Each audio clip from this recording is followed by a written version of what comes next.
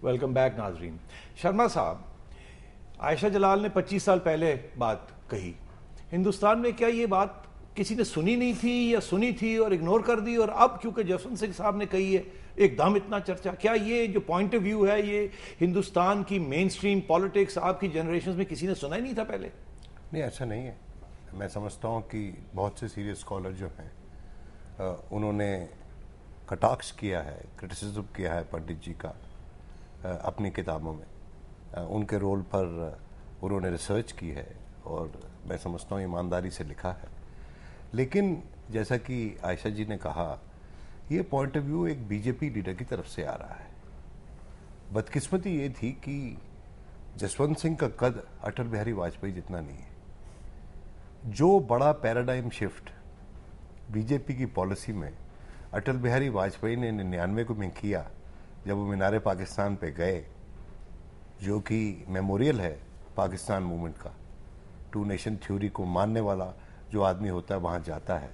और वहाँ जाने के बाद जब उन्होंने लाहौर के गवर्नर हाउस में ये कहा कि मैं जब आज सुबह मीनारे पाकिस्तान जा रहा था तो मेरे कुछ पार्टी कोलीग्स ने कहा कि आप मत जाइए वहाँ, वरना पाकिस्तान पर आपकी मोहर लग जाएगी। और मैंने कहा अजीब बात है, पाकिस्तान को मेरी मोहर की क्या ज़रूरत है, पाकिस्तान की अपनी मोहर जो चल रही है। और उस बयान से जो उनका कद था वो पाकिस्तान की आवाम की नज़र में बहुत बढ़ गया। मगर उसके बाद अडवाणी साहब आए, अडवाणी साहब ने भी ऐसी बात कही कि जिन्ना एक बड़े इंडियन एक सेक्युलर नेशनलिस्ट थे, और जब वो वापस गए तो उनके ऊपर भी तो बहुत तनकीद हुई। हिंदुस्तान की जो प्रेस ने भी तनकीद की और हिंदुस्तान की बीजेपी ने भी तनकीद की। उनको हिंदुस्तान की बीजेपी की प्रेसिडेंटशिप से हटा दिया गया। बिल्कुल ठीक बात कह रहे हैं आप। तो लोगों का जो माइंड सेट बदल सकते हैं राजनेता, जो लीडर्स, उनका अपना एक ट्रैक रिकॉर्ड होना चाहिए। तो ये बताइए कि आपके मीडिया ने इसको किस तरीके से हैंडल किया है? अब मीडिया का क्या वो कह रहे हैं कि इन्होंने सही बात कही है या इनका कोई मोटिव था इसको कहने? मीडिया ने एक बात बड़ी क्लियरली कही है कि कोई भी पॉलिटिकल पार्टी अगर इंडिपेंडेंट थॉट को पनपने नहीं देती है तो अच्छी बात नहीं। तो उनके जो एक्सपल्शन पे मीडिया ने क्रिटिसिज्म किया है, एक इंटेलेक्चुअल बहस की फेवर में जो इंडियन मीडिया ने वहां पर पोजीशन ली है, मैं समझता हूं वो काबिल तारीफ है। ये बात अलग है कि इंडिपेंडेंट मीडिया ये मानता है या नहीं मानता, उनकी थ्योरी को मानता है या नहीं मानता, लेकिन कम से कम इस बात को मानता है कि हमको अपने ऐतिहासिक मुद्दों पर बहस करने का पूरा अधिकार है और किसी को भी ये राइट है कि वो हिस्ट्री को अपनी नज़र से देखे और अपनी नज़र से लोगों के सामने प्रेजेंट करे। अपनी नज़र से तो देखे। बात यह है जी, यहां भी बहुत से लोग हैं पाकिस्तान में जो ये बात को नहीं मानते। वो कहते हैं जी पाकिस्तान तो 5000 साल पुराना आइडिया है, और पहले दिन से कायदे आज़म मोहम्मद अली जिन्ना एक पाकिस्तान बनाना चाहते थे हिंदुस्तान को तोड़ के। और यही हिंदुस्तान के जो एक्सट्रीमिस्ट हैं वो भी यही कहते हैं। मगर हिस्ट्री, जैसे आयशा जलाल ने पहले लिखा और अब और भी हिस्टोरियंस ने लिखा है, हिस्ट्री ऐसे नहीं थी। हिस्ट्री तो बहुत कॉम्प्लेक्स बात थी। तो मैं आपसे ये पूछ रहा हूं कि जहां हमारी जनरेशन्स को तो ये कहा गया है कि पाकिस्तान 5000 साल पुराना है, क्या आपकी जनरेशन्स को भी ये कहा गया था कि ये पाकिस्तान बनाने में तुले हुए थे और ये पहले दिन से ये मुसलमान अलग होना चाहते थे?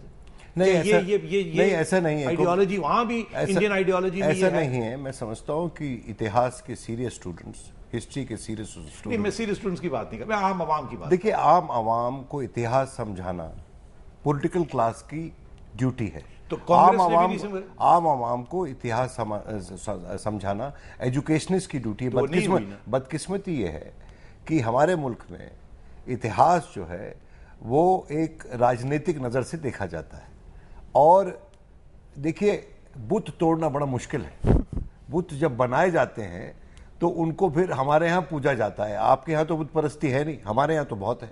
और इसलिए जब भारतीय जनता पार्टी का एक बड़ा लीडर ये कहता है कि जिन्ना साहब सेकुलर थे, और शायद सच कहता है वो, क्योंकि 1916 का अगर लखनऊ पैक्ट आप देखें मुस्लिम लीग और कांग्रेस के बीच में, और जिसके बाद सरोजनी नायडू ने कहा कि जिन्ना साहब हिंदू मुस्लिम यूनिटी के एम्बेसडर थे।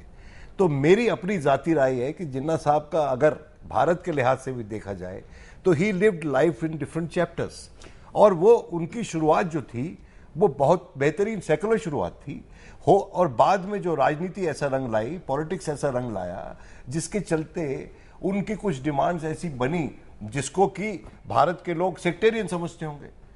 सच या गलत ये मैं नहीं बता सकता, तो ये क्योंकि मेरे बगल में एक हिस्ट्रियोग्राफर बैठी, मैं तो एक महज स्टेनोग्राफर हूं। नहीं, ये बताइए, ये जो सारा प्रोपेगेंडा है, ये प्रोपेगेंडा ही है ना, ये कांग्रेस ने पहले किया, अब फिर बीजेपी ने ये किया, यही बेसिस बना हिंदू आइडियोलॉजी का। नहीं जी, देखिए आप भारत को कम से कम बीजेपी की आइडियोलॉजी के साथ कंफ्यूज मत ठीक, क्योंकि बीजेपी 2 बार इलेक्शन हारी है, तो आवाम ने तो ये बता दिया है कि भारतीय जनता पार्टी की जो आइडियोलॉजी है, जो तकसीम करने वाली आइडियोलॉजी है, उसमें उसका विश्वास नहीं है। लेकिन मैं आपको ये कह रहा हूं कि वहां के लोगों को आप ब्लेम मत कीजिए, पाकिस्तान के लोगों को भी ब्लेम मत कीजिए। पाकिस्तान के हुक्मरान रिस्पॉन्सिबल है अगर यहाँ का ओपिनियन गलत है आवाम के लेवल पर, और हमारे हुक्मरान रिस्पॉन्सिबल है अगर हमारा ओपिनियन गलत है। और इसीलिए मैं समझता हूं कि ये ज़रूरत है आज के दिन कि हम एक दूसरे के नेशनल हीरोज़ को रिविजिट करें, हमारे हिस्टोरियंस मिल के बैठे। जी हम आते हैं इस बात की तरफ। मैं आयशा आपसे एक सवाल पूछना चाह रहा हूं, क्या आपकी जो थीसिस थी पाकिस्तान में उसको कैसी रिसेप्शन मिली थी? बहुत से लोगों ने पढ़ा नहीं, मगर जिन थोड़े बहुत ने पढ़ा उन्होंने उसको पसंद किया। बहुत कम लोग हैं जिन्होंने मुझे कन्फ्रंट किया किसी बात पर, यही कहा कि किसी के इन्फ्लुएंस में। मगर आपने तो बिल्कुल पाकिस्तान की जो टेक्स्ट बुक्स के अंदर हिस्ट्री लिखी हुई है उसको बिल्कुल उल्टा कर दिया। हाँ, तो वो गलत है ना, टेक्स्ट बुक्स में जब ये मतलब वो समझे नहीं काम को। और मैं समझती हूँ कि जो मैंने बयान किया उससे पाकिस्तान का केस किसी हद तक ज़्यादा मजबूत होता है, ये तो मेरी नज़र में ज़्यादा मजबूत होता है, मगर वो समझ नहीं पाया। मगर मैं समझती हूँ कि अब 25 साल हो गए उस किताब को आए, तो अब लोग ज़रा बेहतर समझते हैं। और मैं समझती हूँ कि कॉलम्स में भी, उर्दू के कॉलम्स में कॉलमनिस्ट ने भी एक चीज़ को तो उठाया। ये जो किताब की थीसिस है जी, अगर आपकी थीसिस को हमारे कॉलमनिस्ट ने और एंकर्स ने नहीं पढ़ा और आवाम तक नहीं पहुंचाई, तो अब जसवंत सिंह की तो कंट्रोवर्सी हो गई ना, तो ये कैसे यहाँ रिसीव होगी? क्योंकि यहाँ भी लोगों को ये बात पसंद नहीं आएगी। जो जसवंत सिंह साहब कह रहे हैं वो यहाँ के लोगों को भी तो बात नहीं पसंद नहीं, सही है, मगर इक्का दुक्का ही पड़ेगा यहाँ पे किताब, इतनी 700 सफ़े की किताब। बहस बहुत होगी उसकी। नहीं, बहस तो होगी, तो जो लोगों ने सुना इस मुल्क में, तो प्रॉब्लम ये है कि किताब पढ़े बगैर उस पे बहस होती है, जैसे हम भी कर रहे हैं। तो आयशा, यहाँ क्या नहीं सुनना चाहते लोग? यही कि कायदे आज़म ने कोई गलती की हो, या ये भी कि कायदे आज़म ने मुल्क बनाया मगर किसी कॉन्टेक्स्ट में बनाया, और कंस्ट्रेंट्स भी थे, उनकी कुछ मुसीबतें भी थी, वो सब कुछ नहीं कर सके जो चाहते थे। और कांग्रेस का इसमें बहुत हाथ था। कांग्रेस नहीं चाहती थी कि मुसलमानों को इक़्तिदार में हिस्सा मिले। ये किस वक्त कायदे आज़म को ये एहसास हुआ कि अब और कोई रास्ता नहीं है, हम हिंदुस्तान के अंदर देखिए, वो तो माउंट अंग्रेजों ने कह दिया कि हम आपको इतना ही दे सकते हैं। कायदे आज़म खिलाफ थे पंजाब की तकसीम के, बंगाल की तकसीम के। वो हिंदू महासभा ने डिमांड किया और कांग्रेस ने उसको उछाला और फिर कहा कि पार्टीशन जरूरी होगा, Mr Jinnah has no place in India.